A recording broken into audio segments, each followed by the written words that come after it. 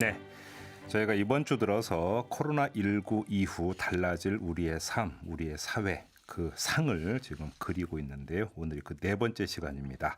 노동, 상거래, 교육에 이어서 오늘 짚어볼 분야는 바로 의료 분야가 되겠습니다. 어찌 본다면 가장 맨 앞에서 이 새로운 현상을 받아들이고 있는 분야가 아닌가 싶기도 한데요.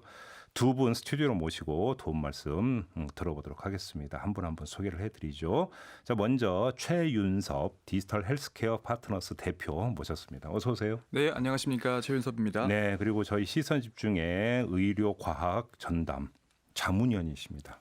강양구 과학전문기자 모셨습니다. 어서 오세요. 네, 안녕하십니까. 강양구입니다. 네. 자, 이야기를 이걸로부터 먼저 풀어가면 될 것 같은데요. 우리 대표님이 이끄는 회사 명에도 들어가 있는 네. 디지털 헬스케어라고 하는 개념. 네. 이거부터 한번 이야기를 시작하면 될 것 같은데 네. 어떤 개념입니까? 그 말 그대로 디지털과 헬스케어가 융합된 분야라고 보시면 되는데요. 네. 뭐 최근에 디지털 트랜스포메이션이 되게 많은 이슈를 낳고 있지 않습니까? 뭐 모든 분야가 디지털 때문에 혁신이 일어나고 있는데 네. 의료도 마찬가지라고 보시면 되고요.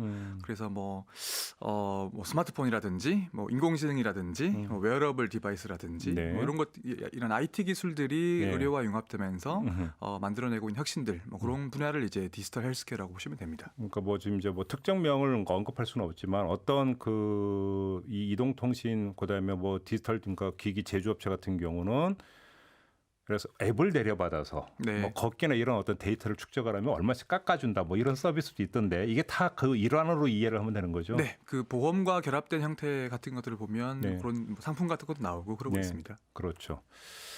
자, 그런데 그러면 이 코로나19라고 하는 것이 어떤 그 이전부터 이제 이런 추세가 있었는데 코로나19가 이걸 확 당긴다 이렇게 좀 보면 되는 겁니까, 속도를? 네, 그렇게 보실 수 있을 것 같습니다. 그래요? 좀 더 구체적으로 좀 그림을 그려주신다면 그러면 어떤 변화상이 우리 앞에 이제 그 눈앞에 다가온다라고 봐야 되는 겁니까? 그러니까 이제 그 디지털 헬스케어라고 하면은 크게 이제 병원 내 그리고 병원 밖 두 가지를 생각을 해보셔야 될 것 같은데요. 네. 사실은 병원 내에서는 이제 의료진들이 디지털을 이용해서 환자들을 좀 더 정확하고 편리하게 진단하는 여러 가지 기구들이 상당히 보편화가 되었습니다. 네, 그건 좋은 거죠. 그죠? 네. 그 생각해 보면은 10년, 20년 전과 지금의 병원의 모습들이 굉장히 많이 달라졌잖아요. 네. 사실 예전에는 의사 선생님이 청진기를 주로 댔지만은 네. 요즘에는 청진기로 진단하는 의사보다는 어쨌든 간에 무엇인가를 찍어본 다음에 네. 그 찍어본 사진을 가지고 판독하는 의사 선생님들이 훨씬 더 늘었거든요. 그러면 요즘 이제 의학 드라마에 그래도 청진기 메고 나오는 의사분이 있다. 그거는 좀 구시대적인 장면 연출입니까? 물론 여전히 청진기가 중요하다고 생각하시는 의사들도 많이 있습니다만은 네. 어쨌든 간에 갈수록 청진기에 대한 의존도가 점점 더 낮아지는 건 사실이고 네. 그런 게 이제 디지털 헬스케어가 가져온 병원 내의 모습이라고 할 수 있겠습니다. 근데 이제 병원 밖으로 문을 돌려보면 네. 병원 밖에서 이 의료와 그리고 디지털이 만나는 모습들은 사실은 그렇게 익숙한 모습들은 아니었어요. 좀 예를 들어 주세요. 어떤 게 나타나고 있는 겁니까? 이제 가장 지금 뭐 의료계에서 오랫동안 첨예하게 논란이 되었던 것 중에 하나는 원격 진료라고 할 수 그렇죠. 있겠죠. 원격 진료 문제. 네. 예. 근데 이제 우리나라 같은 경우에는 뭐 흔히 이제 원격 진료라고 하면은 화상을 통해서 의사랑 환자가 대면을 해서 이런저런 상담이라든가 진료를 하는 모습일 텐데 예. 사실 화상 통화가 보편화된 지가 상당히 됐잖아요. 예. 근데 그럼에도 불구하고 그런 화상 전화 같은 수단을 이용한 원격 진료는 지금 우리나라에서는 허용되지 않고 있거든요. 네. 그래서 아마도 지금 코로나19 시대가 이 가져오는 디지털 헬스케어에 의한 의료의 변화라고 하면은 병원 밖에서 뭐 원격 진료와 같은 그런 것들이 좀 더 일상생활 속으로 쑥 들어오게 되지 않을까 하는 전망과 맞닿아 있는 것 같습니다. 코로나19 이후 포스트 코로나를 이야기하면서 이제 하나로 이제 그 키워드를 꼽으라고 하면 다 이제 그 비대면을 이야기를 하던데요. 그러니까 네. 의사와 환자가 서로 마주보고 앉지 않더라도 진단을 하고 처방을 해주는 이런 시스템이 보편화된다 이렇게 이해를 하면 되는 건가요? 보편화라고 하는 건 좀 오해가 있을 수 있지만 일단 한국에서는 그런 비대면 진료, 뭐 좋게 말하면 이제 원격 진료인데 그게 전면적으로 불법이었기 때문에 네. 그런 그걸 이제 합법화하는 논의들이 지금 코로나 때문에 이제 촉발돼 가지고 일어나고 있고요. 네. 그런 것들이 지금 이번에는 좀 변화가 있지 않을까 그렇게 보고 있는 것 같습니다. 그러면 얘기를 한번 원격 진료로 한번 좀 그 좁혀가지고 네. 이야기를 했으면 좋겠는데요. 지금까지 이게 지금 역대 정부 몇 개의 정부를 거쳐오면서 계속 어떤 거센 사회적 논란이 됐던 거잖아요. 네. 그런데 코로나19를 거치면서 그럼 이 논란의 어떤 방향이라든지 물꼬가 조금씩 바뀌고 있다고 평가를 해야 되는 겁니까? 네, 일단은 뭐 그 코로나 때문에 굉장히 많은 변화들이 지금 일어나고 있는데 네. 이게 기본적으로 감염 질병이다 보니까 네. 사람과 사람이 대면을 하면 이제 감염의 가능성이 생기지 않습니까? 그렇죠. 특히 이제 환자들이 병원에 가게 되면 예. 그러니까 코로나로 의심받는 환자들이 이제 이런 뭐 갑자기 응급실에 간다거나 뭐 진료실에 간다거나 혹은 다른 기저질환 환자, 예를 들면 당뇨병 환자가 나는 원래 진료를 받아야 되는데 네. 병원에 갔다가 다른 환자들이랑 컨택을 함으로써 이제 감염될 그렇죠. 가능성이 있으니까 병원 내 감염. 예. 네, 그러니까 이제 그런 것들을 이제 대면하지 않고서 비대면으로 진료를 하면 좀 막을 수 있지 않겠느냐 네. 하는 것들이 기본적인 아이디어고요. 예. 이런 것들이 지금 이제 사실 미국이나 영국이나 다른 뭐 유럽이나 다른 국가들에서 예. 이런 원격 진료가 거의 그 코로나 바이러스를 대처하는 이제 천병으로서 네. 이제 그 역할을 지금 많이 하고 있고요. 관련 규제라든지 뭐 보험이라든지 등등에서 이제 원격 진료가 완전히 재조명 받고 있는 상황이라고 보시면 되겠습니다. 워낙 의료의 문외한이라 제가 한번 추가 질문을 그럼 드려볼게요. 우리가 보통 진단을 하려면 피도 뽑아서 검사도 하고 소변도 받아가고 검사도 하고 아까 이제 청진기도 좀 대보고 네. 그다음에 이래야 이게 진단이 된다. 우리는 다 그렇게 알고 있잖아요. 근데 비대면이 되면 그게 어떻게 가능한 거예요? 이제 거기서 이제 문제가 생기는 겁니다. 예. 이제 그 많은 의료계에 계시는 분들은 코로나19 때문에 이 원격 진료나 혹은 디지털 헬스케어에 대한 관심은 높아지겠지만 네. 그것이 의료의 모습을 단기간에 바꾸기에는 역부족일 것이다라고 생각하시는 분들이 많아요. 네. 근데 이제 왜 맞냐면 여전히 일단은 뭔가 큰 변화가 생기려면 그 변화를 통해서 이익을 얻는 집단들이 또렷하게 있어야 되잖아요. 예. 예, 그런데 그 부분에 대해서 좀 회의적이신 분들이 굉장히 많습니다. 아직은 돈이 안 된다는 건가요? 근데 일단은 병원이 원격 진료를 원할까 하면은 약간 원하지 않을 가능성이 커요.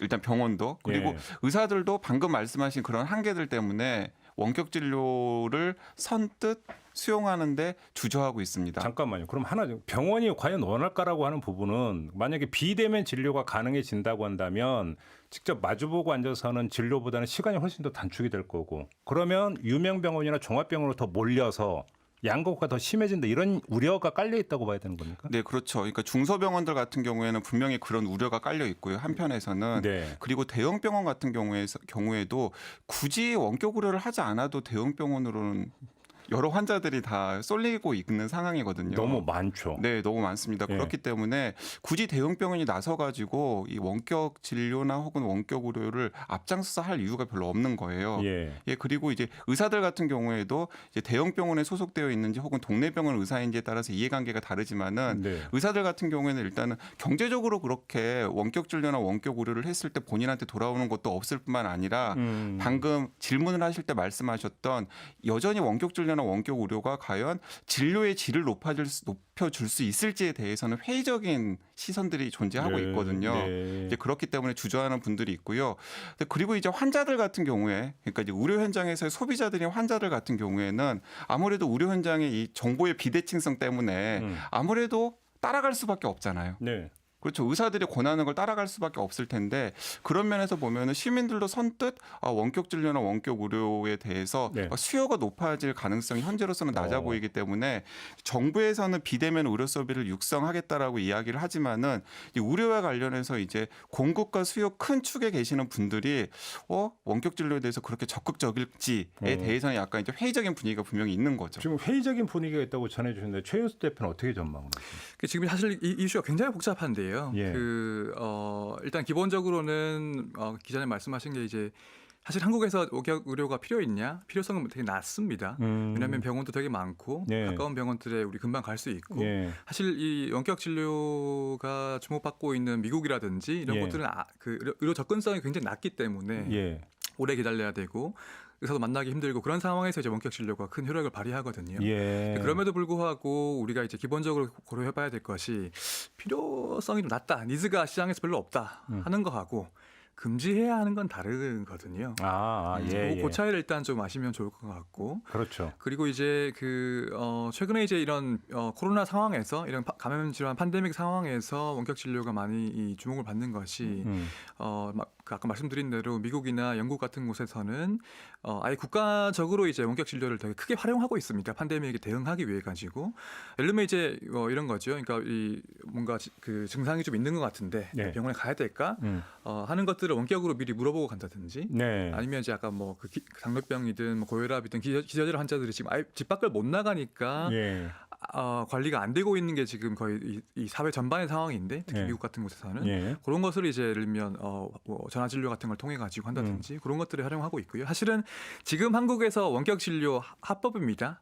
한시적으로 코로나 때문에. 코로나 때문에. 지난 2월 말부터 복지부에서 이제 전화 진료를 한시적으로 합법화하겠다고 해가지고 지금 하고 있거든요. 네. 그래서 이런 전화 진료라든지 아니면 의약품 약 배송이라든지 그런 것들이 풀려 있는 상황이고요. 그래서 지금 이제 그 사실 한국에서 원격 진료가 이제 뭐 전면적으로 불법이지만 네. 시범 사업은 1980년대부터 30건 이상 했습니다. 근데 이제 그런 것들이 보면 근데 그 리얼 월드에서 현장에서 이제 첫 경험을 지금 하고 있는 거거든요. 네. 원래는 뭐 이런 그 되게 제한적인 상황에서 시범 사업만 하다가 지금 이제 어떤 뭐 의료기관, 그러니까 그 공급자, 그러니까 의사 쪽과 그걸 받는 이제 환자 쪽 모두가 지금 실제 의료 현장에서 첫 경험을 하고 있는 것이기 때문에 예. 우리가 이제 실제 어떤 현장에서 경험이나 데이터를 바탕으로 논의를 좀 할 수 있을 것 같습니다. 근데 지금 그 두 분의 말씀을 듣다 보니까 떠오르는 생각이 있는데 코로나 국면에서 이제 이런 어떤 생활 지침이 있었습니다. 몸이 안 좋으면 일단 그 집에서 쉬어라. 네. 사나흘간 쉬면서 경과를 봐라. 네. 근데 이제 몸이 안 좋은 사람 입장에서는 이게 그냥 내가 지금 일반 감기인지 아니면 코로나인지가 얼마나 궁금하겠어요. 네. 그렇죠. 네. 근데 만약에 여기서 원격 진료 시스템이 만약에 그 좀 그래도 그러니까 갖춰져 있고 이게 돼 있다라고 한다면 그걸 통해서 집에서 쉬면서 바로 체크를 할 수 있다라고 하는 이점이 있다. 네, 당연히 있죠. 이런 이야기로 연결될 수 있잖아요. 네, 그렇습니다. 그래서 이제 코로나19 국면에서 방금 최 대표님께서 말씀하신 대로 이제 한시적으로 이제 전화 상담이나 처방, 원격 모니터링이 허용이 되었는데 네. 4월 중순 기준으로 이런 전화 상담 등의 비대면 진료 건수가 13만 건을 넘었어요. 그렇게 많아요? 네, 그러니까 이게 이제 제가 아까 말씀드렸지만은 이제 공급 측에서도 약간 고개를 갸우뚱거리고 있고 네. 이제 수요 측에서도 뭐 해본 적이 없기 때문에 뭐 이게 얼마나 그 현실의 변화의 동력이 되겠느냐라고 말씀을 드렸습니다만은 막상 이제 문을 살짝 열어주니까 네. 그리고 또 특수한 국면이 되니까 4월 중순 기준으로 이제 13만 건이라고 하는 이제 경험이 오. 횟수가 쌓였다라는 거죠. 예. 그 말은 무슨 말이냐면 딱 방금 말씀하신 수준에서 어떤 틈새 수요가 있다는 게 이번에 이제 확인이 된 거죠. 예. 예를 들어서 저 같은 경우도 그런 경우가 있습니다. 제가 계절성 알레르기 비염이 있는데 이제 지금 국면에서는 이비인후과를 가서 제가 진료를 받기도 좀 죄송하기도 하고 그렇죠. 그리고 저도 약간 불안하기도 하는 상황이거든요. 네. 그러면 제가 평소에 자주 가던 이비인후과가 있습니다. 그러면 그 이비인후과에 동네 이비인후과에 전화를 해서 네. 제가 아니나 다를까 이번 계절에도 이런 증상이 나타나는데 뭐 작년과 마찬가지로 계절성 알레르기 비염이겠죠? 하면 선생님께서 보통 그럴 가능성이 굉장히 높습니다. 근데 바로 여기 제가 두 번째 네, 질문 네. 그다음에 들어가는데요. 하지만 그다음에 꼭 붙는 게 그거잖아요. 원인은 여러 가지일 수 있으니까 일단 병원으로 오셔가지고 정확히 체크를 해 보세요. 저도 그런 경험이 여러 번 있어요. 이제 네. 그 병원에 예약이나 이런 것 때문에 전화를 하면 꼭 듣는 답이 그건데 결국 병원 스스로도 그냥 전화만 해가지고는 뭔지 모르니까 와서 검사를 받아라 이거잖아요. 근데 여기서 원격 진료가 그러면 얼마나 정밀하게 진단할 수 있는 거냐라고 하는 아주 상식적인 의문에 그러니까 그 다음 단계로 넘어가는 거 아닌가요? 네. 그 일단은 뭐 오늘 코로나 얘기니까 네. 코로나 국면에서는 병원에 갈지 말지 자체가 굉장히 중요합니다. 네. 네. 예, 그러니까 그거를 결정하고 뭐 그걸 이제 환자 선별, 뭐 트리아지 이렇게 얘기하는데 그거 하는 것 자체가 원격 진료에 굉장히 큰 역할이고 이런 국면에서는 네. 그리고 또 한 가지 우리가 볼 게 보면 지금 이제 제가 알기로는 전 세계에서 원격 진료가 전면적이고 그 명시적으로 불법화된 곳이 한국밖에 없습니다. 그런가요? 예.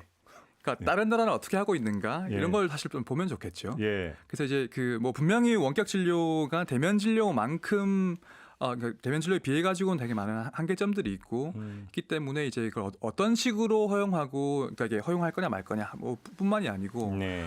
뭐 허용했을 경우로 가정한다면 어떻게 허용할 거고 예를 들면 누가 누구에게 뭐 어떤 식으로 뭐 어떤 상황에서 원격으로 진료할 건가 뭐 네. 그런 거에 대한 논의도 좀 더 필요할 네, 것 그러니까 같습니다. 그 대목 관련해 가지고 조금 이제 구체적인 상을 그려 이제 보시면 좋을 것 같고 이제 네. 그래야 이제 이 원격 진료에 대한 논의의 구체성이 실릴 것 같은데요. 일단은 초진 원격 진료를 허용할 것인가 하지 않을 것인가.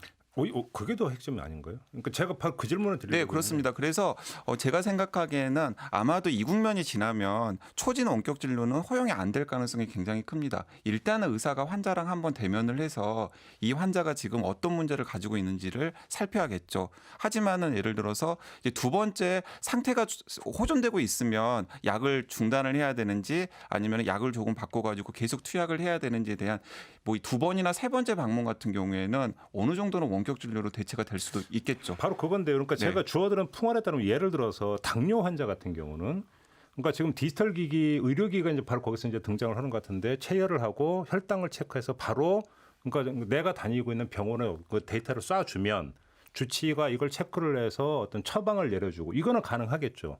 그거는 네, 이것도 맞습니다. 원격 진료죠. 네네. 근데 문제는 내가 건강했는데 갑자기 어떤 병에 걸린 것 같은데 뭔지는 몰라.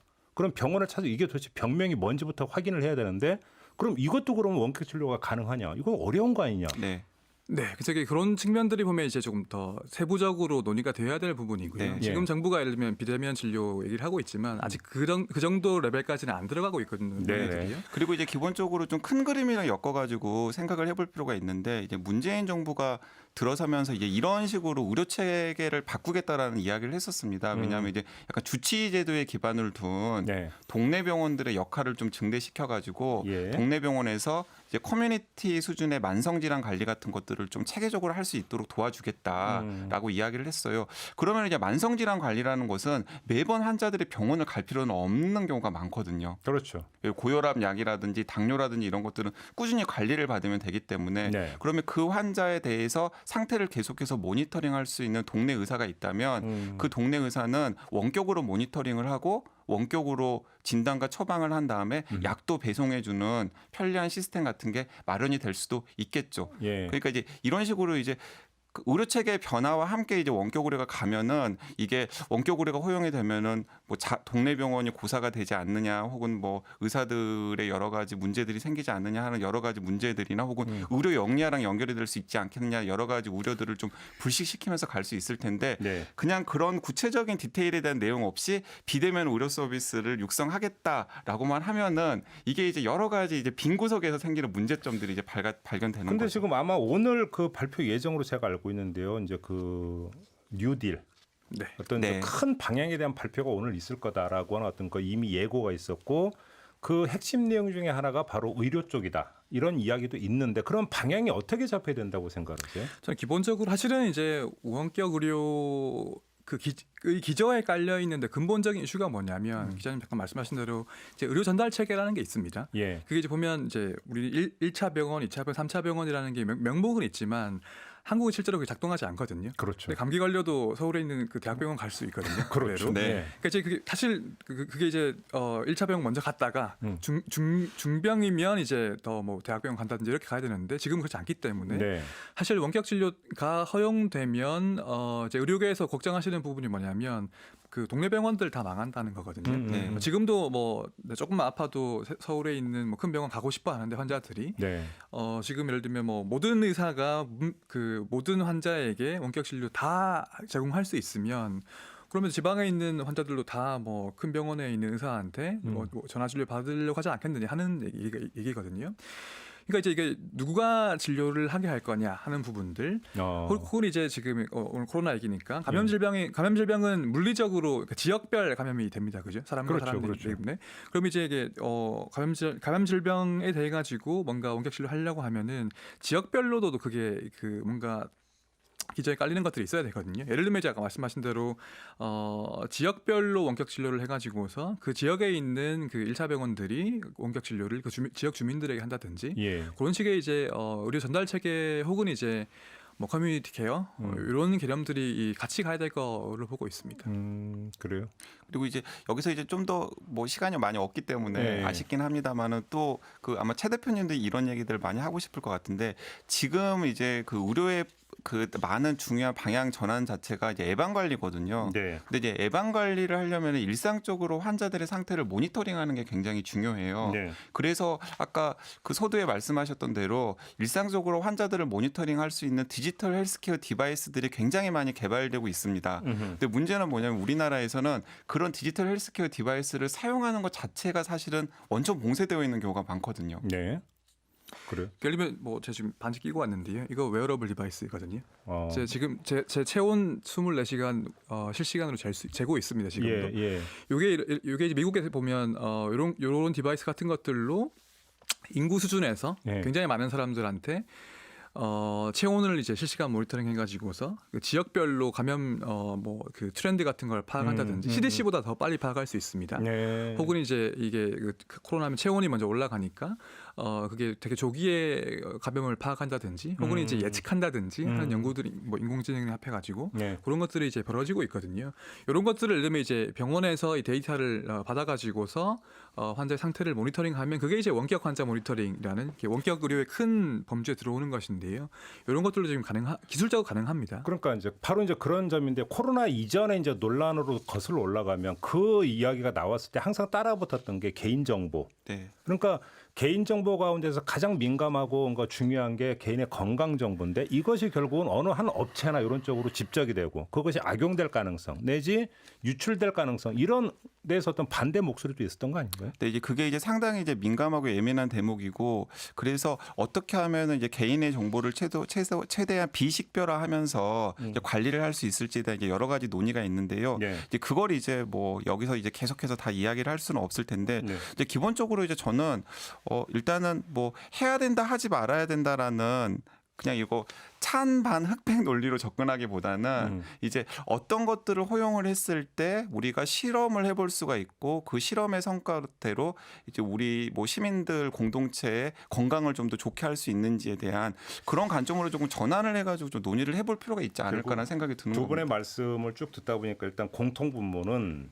그러니까 디지털에 기반한 원격 의료 시스템의 어떤 문을 여는 것은 이제는 불가피한 상황까지는 온 것 같고 네. 다만 어느 정도까지 문을 열 거냐, 쪽문만 열 거냐, 대문을 열 거냐 이 문제다 이렇게 정리를 하면 되는 건가요? 어떻게 봐요? 어떤 문을 열 거냐, 그러니까 크고 작은 것도 중요하고요. 예. 아까 말씀드린 대로 이제 뭐 초진이냐 재진이냐, 뭐 1차 병원만 할 거냐, 뭐 지역만 기반으로 할 거냐 네. 등등이 돼가지고서, 예. 혹은 이제 또 보험 우리 국민건강보험을 어디까지 줄 거냐, 그렇죠. 이런 것들도 이제 그렇죠. 논의가 돼야 될 것 같고요. 알겠습니다. 지금 의료 부분 같은 경우는 뭐 제가 얼핏 들을까 외신에서 보니까 외국 같은 경우는 의대하고 공대가 또 이렇게 그 조인이 돼가지고 이게 어떤 공학적인 차원에서 의료를 접근하는 부분 이게 이제 아까 이제 디지털 헬스케어 네. 그 기반에서 나오고 있는 모든 현상이라고 봐야 되는 네, 이제 거죠. 굉장히 중요한 트렌드고요. 우리나라에서도 실제로 이제 그런 식으로 융합 연구를 하시는 분들이 굉장히 많이 있고요. 네, 네. 알겠습니다. 이제 의료를 어떤 산업적 측면에서 접근해 들어가는 것도 하나의 거대한 어떤 시대적 흐름인 것만은 또 인정하지 않을 수 없다. 네. 일단 이렇게 확인을 하고 좀 넘어가야 되는 문제인 것 같습니다. 자, 이렇게 마무리하도록 하겠습니다. 지금까지 최윤섭 대표, 강양구 기자 두 분과 함께했습니다. 고맙습니다. 네, 감사합니다. 감사합니다. 이슈의 핵심을 꿰뚫는 예리한 시선, 믿고 듣는 진품 시사 김종배 시선 집중.